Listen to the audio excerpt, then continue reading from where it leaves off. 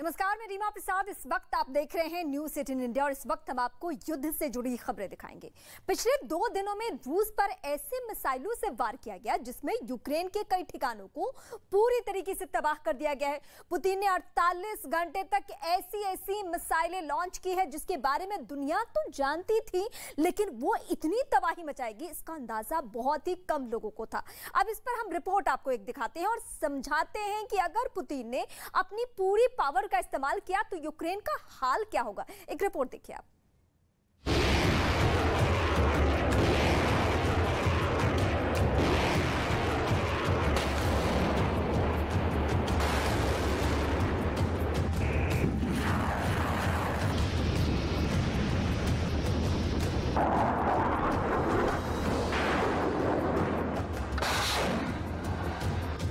रूस बहुत सी मिसाइल लगातार दाग रहा है।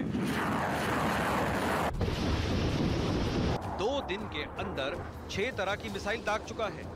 2 और तरह की मिसाइल पाइपलाइन में है। पुतिन ने मिसाइल का गोदाम ही खोल दिया है। पुतिन ने क्रूज मिसाइल कलिब्र भी लॉन्च की है। रूस ने बैलिस्टिक मिसाइल इस्कंदर भी दागी है। पुतिन अपनी कोस्टल डिफेंस सिस्टम का हिस्सा वाइस्चन क्रूज मिसाइल भी लगातार लॉन्च कर रहे हैं। और पुतिन की एंटी शिप मिसाइल उड़ान को भी टेस्ट कर लिया गया है। टेस्टिंग भी ऐसी कि दुश्मन को यह भरोसा दिलाया जा रहा है कि उसका जहाज रूस और उसके जंगी जहाजों के करीब भी आया तो भयानक अंजाम भुगतने होंगे।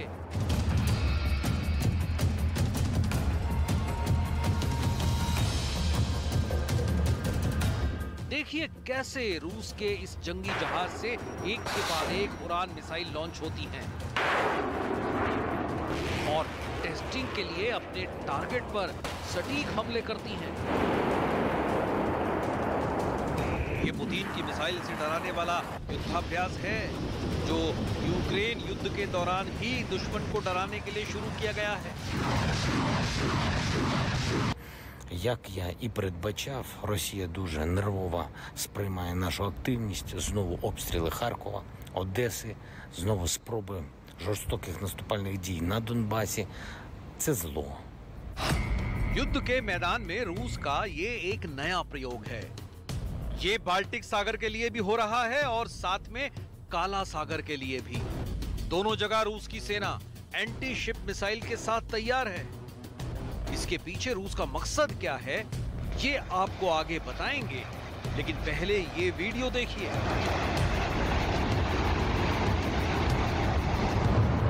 कलिब्र मिसाइल से हमला, इस्कंदर मिसाइल से अटैक, वाइस्चन मिसाइल से प्रहार,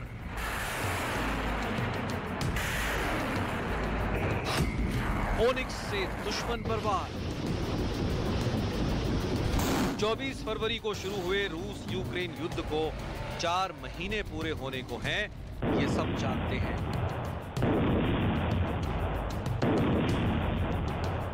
लेकिन इसका अंत कब होगा ये फिलहाल कोई नहीं जानता। पिछले 4 महीनों से रूस की सेना इन्हीं मिसाइलों से यूक्रेन में तबाही मचा रही है। लेकिन हर बढ़ते दिनों के साथ रूस पर युद्ध खत्म करने का दबाव भी बढ़ता जा रहा है। नेटो देशों ने रूस पर कई प्रतिबंध लगा दिए हैं और लगातार यूक्रेन की मदद कर रहे हैं। अब यूक्रेन के मददगारों को ही रूस ने अपनी एंटी शिप मिसाइलों से डराना शुरू कर दिया है। ये पुतिन का मैसेज है कि अगर उनके और ज़ेलेंस्की के बीच कोई आया तो अंजाम बहुत ज्यादा बुरा होगा। इन मिसाइलों के साथ पुतिन मास्कोवा का भी बदला लेना चाहते हैं। वो मास्कोवा जो पुतिन की ब्लैक सी फ्लीट की शान था, लेकिन ज़ेलेंस्की की एक मिसाइल ने उसे समंदर की गहराई में पहुंचा दिया। मास्कोवा शिप रूस के लिए बहुत अहम था। कहा जाता है कि उस पर कई ऐसी चीजें भी थी जो पुतिन दुनिया को नहीं बताना चाहते थे। ये तो आपने जान लिया कि एंटी शिप मिसाइल लॉन्च करने के पीछे रूस का मकसद क्या है। अब ये भी जान लीजिए कि जिन मिसाइलों से रूस यूक्रेन पर अटैक कर रहा है वो कितनी खतरनाक हैं। कलिब्र 1500 से 2500 किलोमीटर की दूरी तक अटैक कर सकती है। इसे आसमान से भी लॉन्च किया जा सकता है, जमीन से भी और समंदर से भी इसे दागा जा सकता है। देखिए, जब कलिब्र एक साथ फायर की जाती है तो क्या होता है।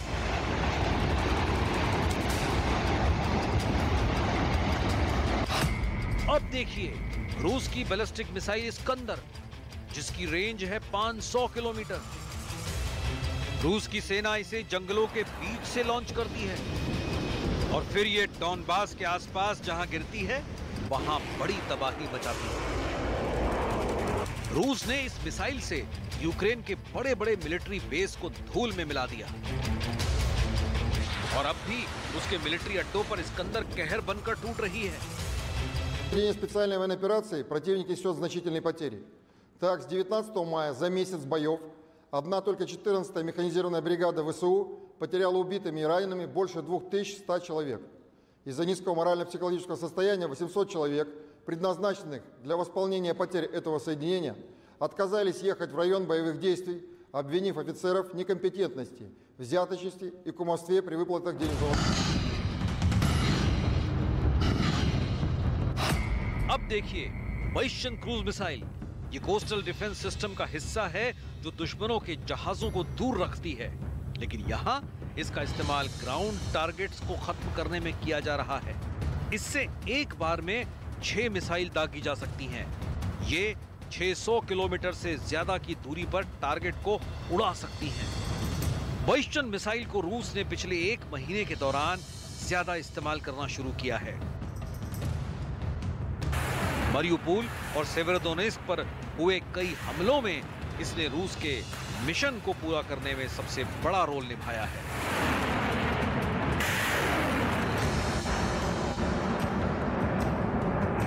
अब देखिए रूस की एक और क्रूज मिसाइल जो बहुत हद तक ब्रह्मोस मिसाइल से मिलती जुलती कही जा सकती है।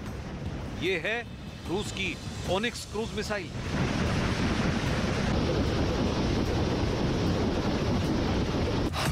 ओनिक्स क्रूज मिसाइल रूस की छोटी दूरी की मिसाइलों में से एक है और इसकी रेंज 300 किलोमीटर से ज्यादा है। ओनिक्स मिसाइल लॉन्च होने के बाद अपने टारगेट की तरफ बहुत तेजी से आगे बढ़ती है। ये सुपरसोनिक रफ्तार से अपने टारगेट पर हिट करती है। इसके अलावा फाइटर जेट्स से भी यूक्रेन पर लगातार बमबारी की जा रही है। इसमें रूस ने सुखोई 25 का बखूबी इस्तेमाल किया है, जो लो लेवल पर उड़ते हुए टारगेट पर सटीक बमबारी कर रहे हैं। हालांकि पुतिन की एयरफोर्स के बम रिहायशी इलाकों पर भी गिरे हैं, जिससे भारी नुकसान हुआ है।